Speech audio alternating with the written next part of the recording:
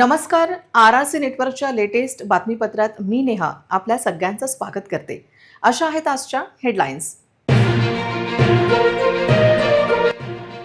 Headlines प्रायोजक RRC broadband, अकोल्यातील सर्वात स्वस्त आणि वेगवान कनेक्शन.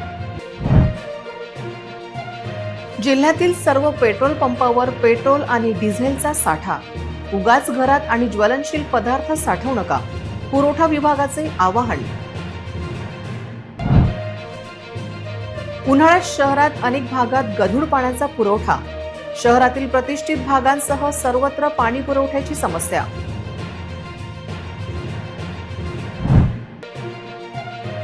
पुण्यात घोटाळा केला की होते कारवाई, अकोल्यात मात्र नाही.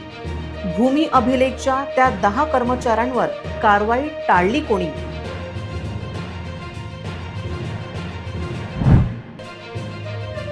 शहरात आता रस्ते झाडणाऱ्या मशीन्स कार्यान्वित. रस्ते झाडण्याच्या खासगी ठेकेदारांचा ठेका होईल का रद्द?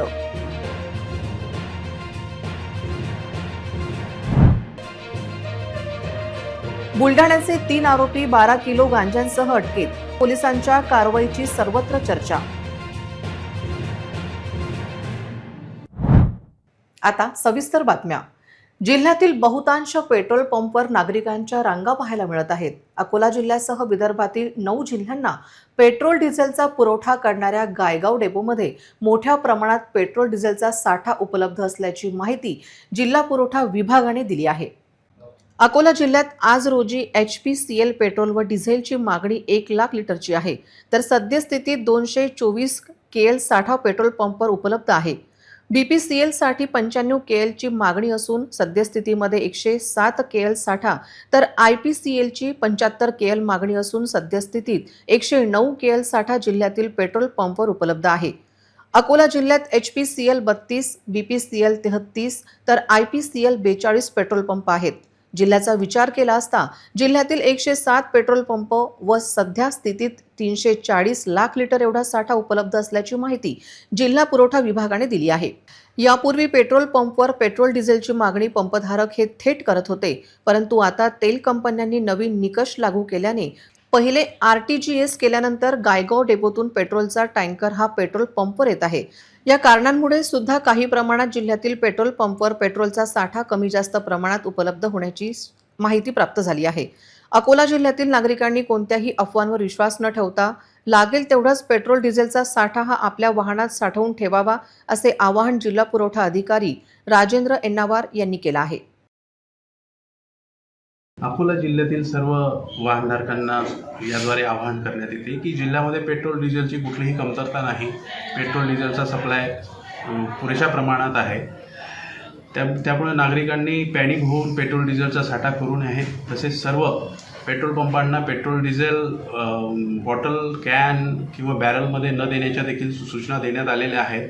अशा प्रकारे पेट्रोल आणि डिझेलचा साठा करणे हे जीवनावश्यक वस्तूंचा अवैध साठा केल्यामुळे त्यांच्यावर फौजदारी गुन्हा दाखल होऊ शकतो. याची जाणीव ठेवून नागरिकांनी थोडेसे जबाबदारीने राहावे.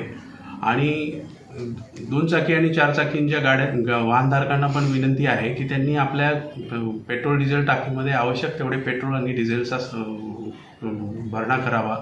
आता उन्हाळ्याचे दिवस सध्या सुरू आहेत.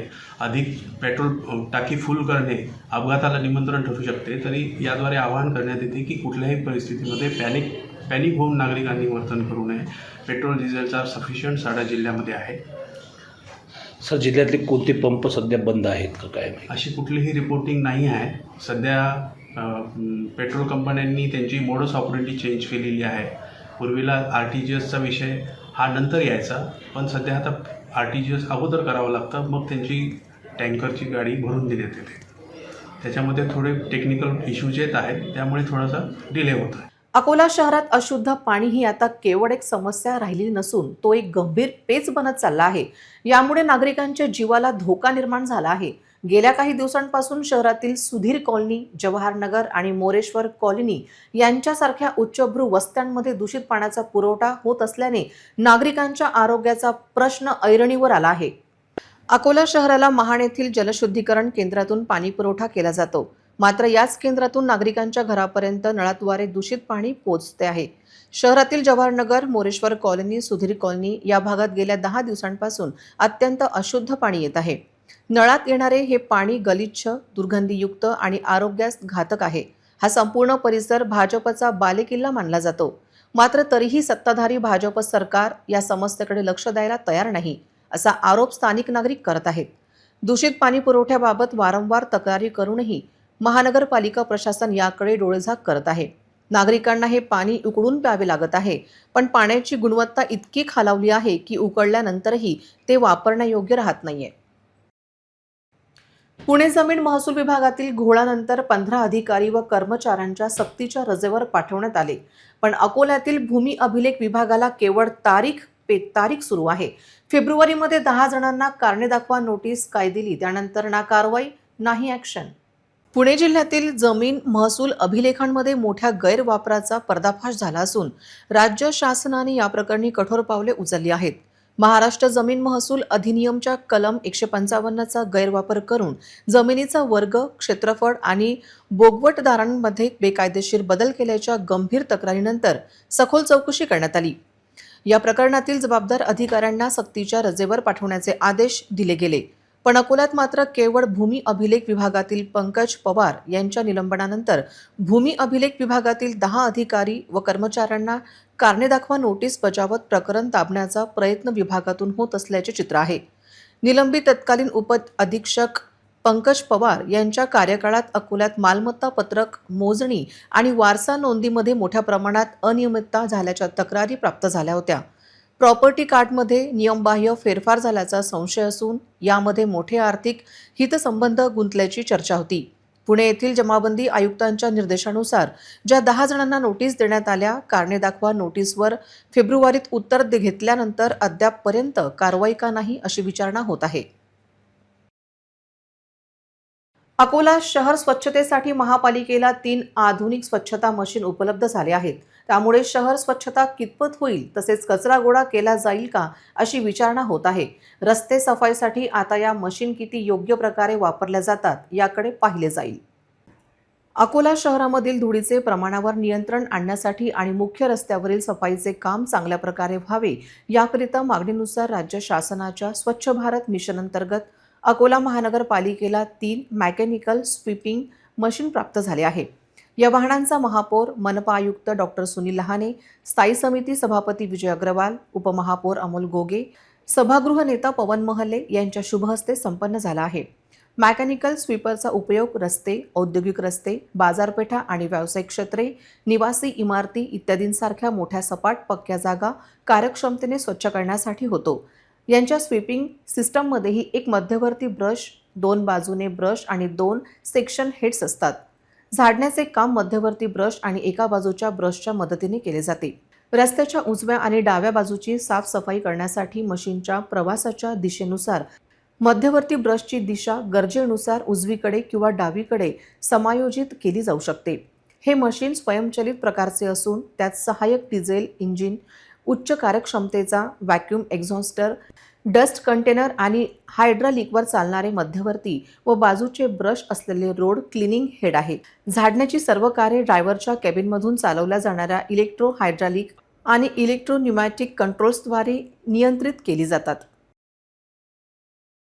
अकोला महापालिकेला 3 मेकॅनिकल स्वीपिंग मशीन मिळाल्या आहेत. या माध्यमातून अकोला शहराचे सर्व मुख्य रस्ते हे चांगल्या पद्धतीने साफसफाई होणार आहेत. येणाऱ्या काळामध्ये अकोला शहरात ज्या ज्या मशीन साफसफाईसाठी निघतील त्या घेऊन त्या माध्यमातून सुद्धा साफसफाई करण्याचा आम्ही प्रयत्न करू. आमचं एकच लक्ष आहे की अकोला स्वच्छ झालं पाहिजे. मूर्तिजापूर तालुक्यातील काही पेट्रोल पंप व शेतकऱ्यांना त्रास सहन करावा लागत आहे. इंधन टंचाईमुळे शेती उपकरणे कशावर चालवावी हा प्रश्न शेतकऱ्यांना पडला आहे. सद्यस्थितीत शेतकऱ्यांनी गहू तसेच तूर पिकाची कापणी केली असून शेतातील केर कचरा जमा करण्यासाठी ट्रॅक्टरचा वापर करावा लागत आहे. परंतु पेट्रोल पंप चालकांच्या मनमानी कारभारामुळे शेतकऱ्यांना मुबलक प्रमाणात डिझेल मिळत नसल्याने गंभीर समस्या निर्माण झाली आहे.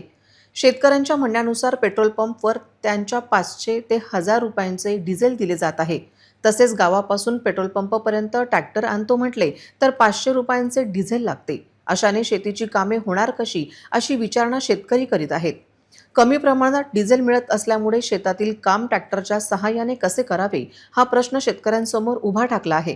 या प्रकरणाबाबत जिल्हाधिकारी तसेच पुरवठा विभागाने लक्ष देत उचित कार्यवाही करावी अशी मागणी शेतकऱ्यांनी केली आहे. तसं डिझेल मिळणार, पण 1000 रुपयाचं किंवा 500 रुपयाचं डिझेल मिळणार. आम्ही आता खेड्यावर इथून जवळपास 5-5, 6-6 किलोमीटर आमचे गाव आहे. अन्वी मिर्झापूर, पळसोबळे, दहीगाव, वणी रंभापूर. आम्ही शेतकरी आहोत. शेतकऱ्याला ट्रॅक्टरमध्ये टाकायसाठी डिझेल पाहिजे. इथं जर ट्रॅक्टर आणतो म्हटलं तर 500 रुपयाचं ट्रॅक्टरला डिझेलच लागते. पण हे म्हणतात की बा आम्ही त्याच्यातले फक्त 500 रुपयाचं व 1000 रुपयाचं डिझेल देतो. सांगा, हा शेतकऱ्यावर किती अन्याय होऊन आला. आता शेतकऱ्यानं का शेती करणं सोडावं? म्हणजे शेतकऱ्यानं त्याची शेतकरी कशी कसावं, कशी शेतीची मशागत करावं, अशी कठीण समस्येत शेतकरी सापडला आहे. गुरुवारी निघालेल्या शोभायात्रेत पालकमंत्र्यांनी अगदी तन मन धनाने सहभाग नोंदविला. पालकमंत्री आकाश फुंडकर यांनी शोभायात्रेत प्रत्येक झाकीचे स्वागत केले. शोभायात्रेत प्रमुख मंडळाची भेट घेत प्रभू श्रीरामांचे दर्शन घेतले. गुरुवारी चैत्र शुद्ध नवमीच्या शुभ पर्वावर अकोल्याचे ग्रामदैवत श्रीराजराजेश्वर मंदिर येथून श्रीराम जन्मोत्सवाच्या भव्य शोभायात्रेचा प्रारंभ झाला. या मंगलमय प्रसंगी उपस्थित राहून अकोल्याचे श्रद्धास्थान असलेल्या मोठे श्रीराम मंदिर येथे प्रभू रामचंद्राचे विधिवत पूजन आणि दर्शन पालकमंत्री आकाश फुंडकर यांनी घेतले. यावेळी त्यांनी ढोल ताशांच्या ठेक्यावर ताल धरत रामभक्तांसोबत उत्साहाने सहभाग नोंदविला. या सोहळ्यात आमदार रणधीर सावरकर, आमदार हरीश पिंपळे, आमदार वसंत खंडेलवाल आणि महापौर शारदाताई खेडकर यांच्यासह अनेक मान्यवरांची उपस्थिती होती. गुरुवारच्या शोभायात्रेतील विविध संघटनांतर्फे सादर केलेले रामायणातील प्रसंग, भजनी मंडळांचा सूर आणि ढोल ताशांच्या गजराने संपूर्ण शहर भक्तीच्या रंगात न्हाऊन निघाले होते. दिंडी, भगवे ध्वज, अश्व आणि वाजत गाजत फटाक्यांच्या आतषबाजीत राजराजेश्वर नगरीतून निघालेल्या भव्य शोभायात्रेत जय जय श्रीरामच्या जयघोषाने आसमंत निनादून गेला होता. गुरुवारी झालेल्या या सोहळ्यात भाविकांनी अगदी तल्लीन होत राम जन्मोत्सव सोहळा साजरा केला. ढोल ताशांचा गजर, टाळ मृदुंगांचा नाद, रस्त्यावर रंगबेरंगी रांगोळी आणि हजारोंच्या कंठातून निनादत असलेल्या जय श्रीरामच्या जयघोषाने राजराजेश्वर नगरी राममय होऊन न्हाऊन निघाली. श्रीरामनवमी शोभायात्रा उत्सव समिती व विश्व हिंदू परिषदेच्या सायंकाळी राजराजेश्वर मंदिरातून ढोल ताशांच्या गजरात शोभायात्रा काढण्यात आली. ही शोभायात्रा जयहिंद चौक, कोतवाली चौक मार्गे टिळक रोड, कापड बाजार मार्गाने होत गांधी चौकात पोहोचली. यात्रेचे ठिकठिकाणी जल्लोषात स्वागत करण्यात आले. शोभायात्रेत सहभागी झालेल्या 25 आकर्षक चित्ररथ दिंड्यांची भाविकांचे लक्ष वेधले. शोभायात्रेत महापुरुषांच्या वेशभूषेत आश्वावर आरूढ असलेले चिमुकले सर्वांचे लक्ष वेधून घेत होते.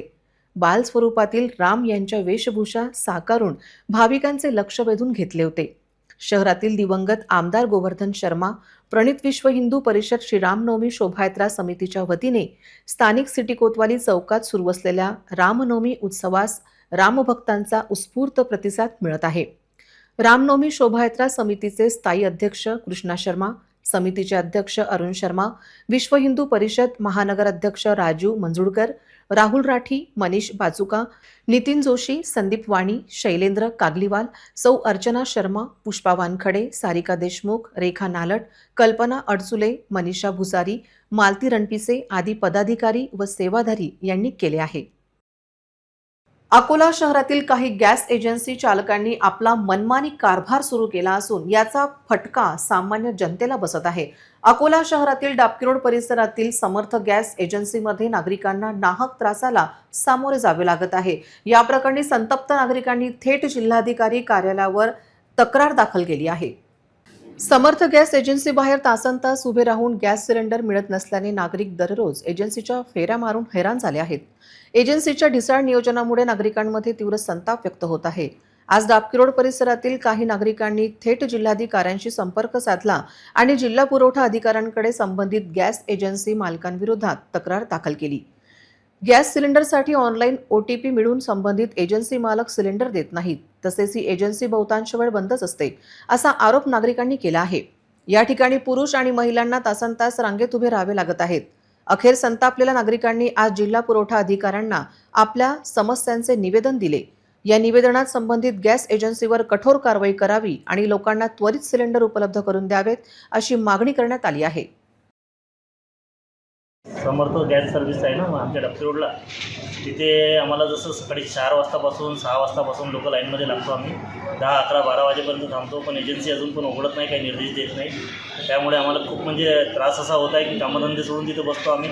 4-4, 8-8 दिवस चक्रा मारावं लागून राहिल्या. त्यामुळे आम्हाला खूप त्रास होत आहे आणि सिलेंडर मिळत नाही. 15 दिवस झाले, 15-20 दिवस 15 ते 20 दिवस झाले त्यांची गाडी नाही आहे. आम्हाला कामधंदे सोडून यावं लागतात. 4-5 दिवसापासून मी कामधंदे सोडून कंटिन्यू तिथे देऊन राहिलो, मी लाईनमध्ये लागून राहिलो. तरी पण आम्हाला आजपर्यंत म्हणजे आजपर्यंत ऑफिस बंदच आहे. तेच सांगून राहिले की उद्या गाडी येते, उद्या गाडी येते, उद्या गाडी येते. OTP आणले आम्हाला फक्त आमचं सिलेंडर भेटू द्या. फक्त असं कानावर येऊन राहिलं की ब्लॅकने विकू की काय करू, तुम्ही तुमची कामं काही करा, फक्त आम्ही जे राहून राहिलो, मेहनत करून राहिलो, आम्हाला आमचं सिलेंडर भेटू द्या. आमच्याही घरी लहान मुलं आहे, सगळे आहेत. अकोला शहर आणि जिल्ह्यात पुन्हा एकदा सूर्याने आग ओकायला सुरुवात केली असून तापमान झपाट्याने वर चढत आहे. गेल्या 4 दिवसात कमाल तापमान 5.9 अंश सेल्सिअसची वाढ झाली असून यामुळे अकोला वासियांना वाढता उकाडा आणि उष्णतेचा सामना करावा लागत आहे. अकोला शहर पुन्हा तापू लागले असून रामनवमीच्या दिवशी 41.8 अंश सेल्सिअस तापमानाची नोंद झाली. गेल्या आठवड्यात झालेल्या अवकाळी पावसामुळे आणि ढगाळ वातावरणामुळे किमान आणि कमाल तापमानात घट झाली होती. त्यावेळी कमाल तापमान 35 अंश सेल्सिअसपर्यंत खाली आले होते. मात्र गेल्या 4 दिवसांपासून पुन्हा एकदा उन्हाळ्याची दहाकता जाणवू लागली आहे. जिल्ह्यात तापमानाचा पारा वेगाने वाढत आहे. मार्च महिन्यात अकोल्यात कडक ऊन असते, मात्र अवकाळी पावसामुळे काही दिवस दिलासा मिळाला होता. आता पुन्हा प्रखर ऊन तापू लागले आहे. गुरुवारी रामनवमीच्या दिवशी नागरिकांना प्रचंड उकाड्याचा त्रास सहन करावा लागला. गेल्या 4 दिवसात कमाल तापमान 5.9 अंश सेल्सिअसची वाढ नोंदवण्यात आली आहे. परंतु अकोल्याच्या तापमानाने अद्याप 42 अंश सेल्सिअसचा टप्पा ओलांडलेला नाही. गेल्या 10 वर्षात मार्च महिन्यात असे केवळ 2दाच घडले आहे. वाढत्या उष्णतेमुळे आणि उकाड्यामुळे नागरिकांना आता घरामध्ये 24 तास पंखे आणि कूलरचा वापर करावा लागतो आहे. अमरावती शहरात MD ड्रग्सचा वाढता प्रभाव अत्यंत चिंताजनक स्वरूप धारण करत असून तरुण पिढी मोठ्या प्रमाणावर ड्रग्सच्या विळख्यात अडकत असल्याचे चित्र आहे. यावर ठोस कारवाई करण्याची मागणी खासदार बळवंत वानखडे यांनी लोकसभेत केली आहे. अमरावती पोलीस प्रशासनाने केलेल्या कारवायांमध्ये कोट्यवधी रुपयांचे ड्रग्स जप्त करण्यात आले असून वारंवार मोठ्या प्रमाणावर धाडी टाकल्या जात आहेत. या संपूर्ण प्रकरणात गुजरात आणि राजस्थानशी संबंधित कनेक्शन समोर येत असल्याने या रॅकेटचा मुख्य सूत्रधार कोण आहे याचा सखोल तपास करण्याची गरज आहे. या गंभीर विषयाला खासदार बळवंत वानखडे यांनी लोकसभेत वाचा फोडली. या संदर्भात विशेष पथक नेमून सखोल चौकशी करण्याची मागणी करण्यात आली आहे. तसेच केंद्र सरकार आणि राज्य सरकारच्या गृह विभागाने या प्रकरणात तात्काळ आणि कठोर कारवाई करावी अशी जोरदार मागणी करण्यात आली आहे. दरम्यान शहरात वाढत्या ड्रग्स प्रकरणांमुळे नागरिकांमध्ये भीतीचे वातावरण निर्माण झाले असून प्रशासनाने लवकरात लवकर ठोस पावले उचलावीत अशी अपेक्षा व्यक्त केली जात आहे, असे मत संसदेत खासदार बळवंत वानखडे यांनी व्यक्त केले. ज्या अलीकडेच पोलीस प्रशासनानं ज्या धाडी टाकल्या त्यामध्ये करोडो रुपयाचं MD ड्रग्स हे जप्त केल्या गेलं आहे. एक नव्हे तर 3 धाडी या अलीकडच्या काळात पोलीस प्रशासनानं टाकलेल्या आहेत. कधी याचं कनेक्शन अहमदाबाद गुजरात सांगतायत, कधी राजस्थान सांगतायत. म्हणून नेमकं याचा आका कोण आहे हे शोधलं गेलं पाहिजे. आणि आज जे काही तरुण पिढी आमची अमरावती शहरातली त्या ड्रग्सच्या विळख्यात सापडली आहे, त्याला वाचवण्यासाठी सरकारनं प्रशासनानं योग्य पावलं उचलले गेले पाहिजे. एसटी बस प्रवासात सवलत आणि इतर सुविधांसाठी आवश्यक असलेले नॅशनल कॉमन मोबॅलिटी कार्ड काढताना ज्येष्ठ नागरिकांना प्रचंड मनस्ताप सहन करावा लागत आहे. अकोला येथील जुन्या बस स्थानकावर अपुऱ्या सोयी सुविधांमुळे वयोवृद्ध नागरिकांचे हाल होत असून कार्ड नोंदणीसाठी काउंटर वाढवण्याची मागणी जोर धरत आहे. जुन्या बस स्थानकावर NCMC कार्ड नोंदणीसाठी सध्या प्रचंड गर्दी होत आहे. मर्यादित काउंटर असल्याने ज्येष्ठ नागरिक आणि महिलांना तासनतास रांगेत उभे राहावे लागत आहे. बस स्थानकावर बसण्याची पुरेशी व्यवस्था नसल्याने अनेक वृद्ध नागरिक जमिनीवर बसलेले पाहायला मिळत आहेत. कडक उन्हात सकाळीच घरून उपाशीपोटी आलेले हे नागरिक पिण्याच्या पाण्यासाठीही वणवण करत आहेत. कार्ड नोंदणीची प्रक्रिया अत्यंत संथ गतीने सुरू असल्याची तक्रार नागरिक करत आहेत. त्यातच अनेक ज्येष्ठ नागरिकांच्या हाताचे ठसे उमटत नसल्याने त्यांना तांत्रिक अडचणींचा सामना करावा लागत असून कार्डसाठी वारंवार चक्रा माराव्या लागत आहेत. वाढती गर्दी पाहता नोंदणी केंद्रांची संख्या तातडीने वाढवावी, रांगेत उभे असलेल्या नागरिकांसाठी पिण्याच्या पाण्याची व्यवस्था करावी, ज्येष्ठ नागरिकांसाठी सावलीत बसण्याची आणि स्वतंत्र रांगेची सोय करावी. डेपो प्रशासनाने या गंभीर बाबीकडे लक्ष देऊन ज्येष्ठ नागरिकांची होणारी गैरसोय दूर करावी आणि नोंदणी प्रक्रिया सुलभ करावी, अशी मागणी अकोल्यातील नागरिक करत आहेत. कोणत्याही परिस्थितीत शेतकऱ्यांच्या शेतीला हमीभाव मिळवून देण्यासाठी सरकारला बाध्य केले जाईल. शेतकरी आणि शेतमजुरांच्या प्रलंबित मागण्यांकडे सरकारचे लक्ष वेधण्यासाठी माजी आमदार बच्चू कडू यांच्या नेतृत्वाखाली शेतकरी नेत्यांनी अमरावतीत एक दिवसीय लक्षणीय उपोषण केले. जय श्रीराम, कधी मिळणार हिंदू शेतकऱ्यांच्या मालाला दाम, या घोषवाक्यांसह प्रहार जनशक्ती पक्षाचे प्रमुख बच्चू कडू यांच्या नेतृत्वाखाली अमरावती येथील संत ज्ञानेश्वर सांस्कृतिक भवनात हे आंदोलन पार पडले. याप्रसंगी कर्जमाफीच्या आंदोलनात सक्रिय सहभाग घेणाऱ्या शेतकरी कार्यकर्त्यांचा सत्कारही करण्यात आला.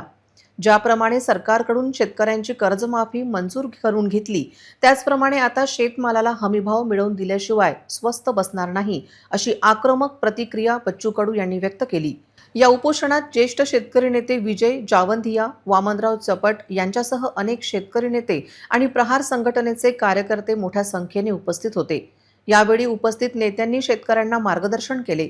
शेतमालाच्या हमीभावासाठी आम्ही नवीन लढा उभारणार असून या आंदोलनाची सुरुवात केंद्रीय कृषी मंत्री शिवराज सिंग चौहान यांच्या गावापासून केली जाईल, असा इशाराही बच्चू कडू यांनी यावेळी दिला.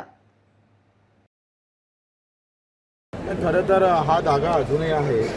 आता एक आम्ही त्या माऊलीच्या घरी जाऊन तिथं विजय भाऊ असेल, वामनराव असेल किंवा जे सगळे नेते आहेत त्यांना बोलावून त्याचा धाग्याचा सोडण्याचा कार्यक्रम, कारण हे बंधन आहे आणि ते कर्जमुक्तीचं बंधन होतं. त्याला पूर्ण यश जरी म्हटलं तरी काही प्रमाणात यश भेटलेलं आहे. ते यश घेऊन पुन्हा नवीन बंधन आम्ही शेतकऱ्यासाठी बांधणार आणि हमीभावाची लढाई, जय श्रीराम हिंदू किसान को कब मिलेगा दाम, लढाई आम्हाला शिवराज चव्हाणच्या गावापासून सुरुवात करणार. ऑगस्ट महिन्यात त्याची आखणी आतापासून करणार. प्रचंड ताकदीची लढाई हमीभावाची लढाई. या पद्धतीनं विजय भाऊनं सांगितलं, वामनरावने सांगितलं, काकडी नेहमीपेक्षा एक गावच्या दामाची लढाई हमीभाव आणि ते उचित आहे. आम्ही बिलकुल त्या लढ्यात आम्ही सहभागी आहोत. पण आता नवीन बांधणी, कारण आता नवीन बांधणी जे करतोय आपण, आता थोडंसं उसण घेतो 3-4 महिने, आम्ही थोडीशी वस्त्र शस्त्र घासून घेतो आणि पूर्ण तयारी लागतोय हमीभावाच्या लढ्यात. स्थानिक रेल्वे स्टेशन परिसरात रामदासपेठ पोलिसांनी आज पहाटेच्या सुमारास एक मोठी कारवाई करत 12 किलो गांजा जप्त केला आहे. या प्रकरणी पोलिसांनी 3 आरोपींना रंगेहात पकडून त्यांच्या मुसक्या आवळल्या आहेत. रेल्वेने काही इसम मोठ्या प्रमाणात अंमली पदार्थ घेऊन अकोल्यात येणार असल्याची खबर रामदासपेठ पोलिसांना मिळाली होती. या माहितीच्या आधारे पोलिसांनी रेल्वे स्टेशन परिसरात सापळा रचला. संशयास्पदरित्या आढळलेल्या 3 तरुणांची झडती घेतली असता त्यांच्याकडील बॅगांमध्ये अंदाजे 12 किलो गांजा आढळून आला. बुलढाणा येथील या आरोपींमध्ये गौरव इंगडे, राहुल देशमुख, देवानंद शेळके यांचा समावेश आहे. ही कारवाई रामदासपेठ पोलीस स्टेशनचे संयुक्त पथकाने यशस्वी केली. घटनास्थळी पंचनामा करून मुद्देमाल जप्त करण्यात आला असून आरोपींना न्यायालयासमोर हजर करण्याची प्रक्रिया सुरू आहे. आम्हाला माहिती मिळाली की रेल्वे स्टेशन परिसरात काही इसम हे अवैधरित्या अंमली पदार्थ गांजा रेल्वेने घेऊन आलेले आहेत व ते कुठेतरी निघण्याची तयारीत आहे. अशा गुप्त बातमीदाराच्या माहितीवरून आम्ही आमच्यासोबत आमचे पोलीस स्टेशनचे PSI गायकवाड, श्याम मोहाळे, तापरे मेजर, प्रेम, त्याचप्रमाणे अभिजित, अनिल, तसेच अंमली पदार्थ टास्क फोर्सचे श्री ठाकूर, आम्ही अशी संयुक्त कारवाई राबवत दिलेल्या माहितीवरून जाऊन आम्ही त्या ठिकाणी शोध घेतला असता आम्हाला 3 संशयास्पद स्थितीत इसम मिळून आले. त्यांच्यावर बॅग होत्या, त्या बॅगची झडती घेतली असता आम्हाला त्या बॅगमध्ये गांजा सदृश अंमली पदार्थ मिळून आला. घटनास्थळीच आम्ही सर्व तयारीनिशी गेलो होतो. पंचांना, त्याचप्रमाणे वजन काटावाले, फोटोग्राफर आणि सर्वांच्या तयारीनिशी जाऊन आम्ही त्या ठिकाणी जाऊन पंचनामा त्यांना ताब्यात घेऊन अंगझडती व बॅगची झडती घेतली असता आम्हाला जवळपास 12 किलो गांजा मिळून आलेला आहे. पुढील कारवाई करीत आहे आम्ही. आमच्याकडे 3 आरोपी ताब्यात आहेत. त्यांचे नावे, एकाचं नाव गौरव इंगळे, दुसऱ्याचं नाव राहुल देशमुख, तिसरं नाव देवानंद शेळके असे आहे. ती तिघे जण बुलढाणा जिल्ह्याचे रहिवासी आहेत. पुन्हा एक नजर टाकूया आजच्या प्रमुख घडामोडींवर. हेडलाईन्स प्रायोजक RRC ब्रॉडबँड, अकोल्यातील सर्वात स्वस्त आणि वेगवान कनेक्शन. जिल्ह्यातील सर्व पेट्रोल पंपावर पेट्रोल आणि डिझेलचा साठा. उगाच घरात आणि ज्वलनशील पदार्थ साठवू नका, पुरवठा विभागाचे आवाहन. उन्हाळ्यात शहरात अनेक भागात गढूळ पाण्याचा पुरवठा. शहरातील प्रतिष्ठित भागांसह सर्वत्र पाणी पुरवठ्याची समस्या.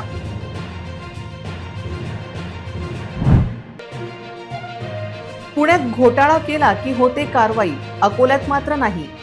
भूमी अभिलेखच्या त्या 10 कर्मचाऱ्यांवर कारवाई टाळली कोणी?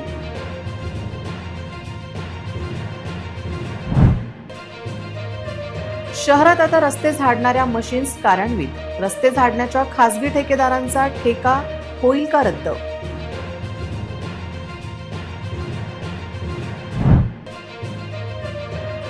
बुलढाण्याचे 3 आरोपी 12 किलो गांजांसह अटकेत. पोलिसांच्या कारवाईची सर्वत्र चर्चा. बातम्यांसाठी तुम्ही पाहत रहा RRC news. 2,47,000 दर्शकांनी RRC YouTube channel हे सबस्क्राईब केले आहे, तेव्हा तुम्ही कसली वाट पाहत आहात? तुम्ही पण सबस्क्राईब करा आणि बेल आयकॉन क्लिक करत RRCच्या बातम्या निरंतर पहा. तुमच्या मोबाईलवर नोटिफिकेशन मिळवण्यासाठी सबस्क्राईब करा RRCचे हे यूट्यूब चॅनल. लाईक आणि फॉरवर्ड करा RRC डिजिटल अकोलाचे हे न्यूज बुलेटिन. पुन्हा भेटूया लेटेस्ट बातम्यांसह नवीन बातमीपत्रात. तोवर नमस्कार.